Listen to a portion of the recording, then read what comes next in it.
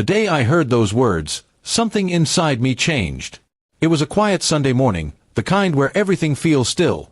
Sunlight slipping through the curtains, coffee brewing in the kitchen, and the woman I loved sitting on the couch, scrolling through her phone.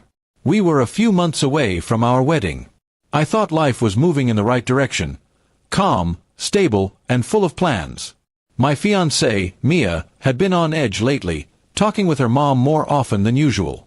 I didn't mind. Families get nervous before big events. That morning, her phone rang, and she answered without realizing the call was on speaker. I was nearby, fixing something in the living room, half listening. Her tone was soft, almost reassuring. "Mom, don't worry.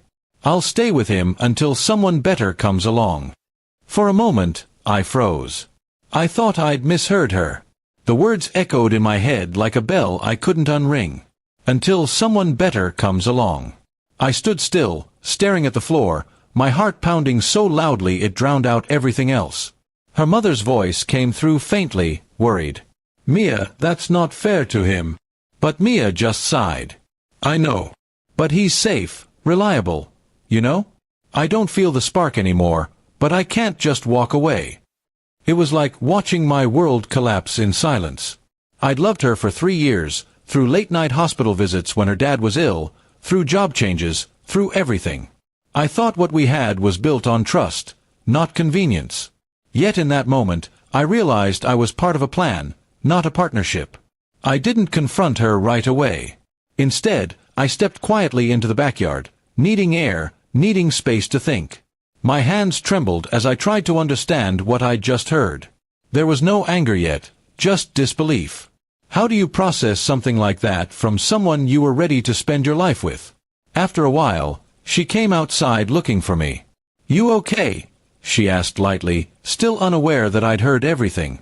I looked at her, really looked at her, the same face I'd once imagined next to me for decades. "Yeah," I said slowly. "I'm fine. Just thinking about a few things." That day, I didn't say a word about the call.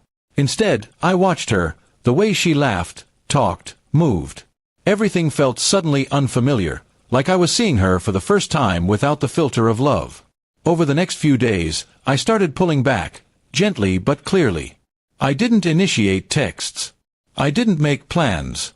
When she asked what was wrong, I just said I needed space to clear my mind before the wedding. She seemed confused, maybe even annoyed, but didn't push too hard. A week later, I invited her for dinner at the small restaurant where we'd had our first date. The candlelight flickered between us, and she smiled nervously. "You've been distant," she said. "Is everything okay?" I nodded. "Yeah, I just realized something." I took a deep breath, then looked her in the eyes. "You deserve someone you can feel a spark with.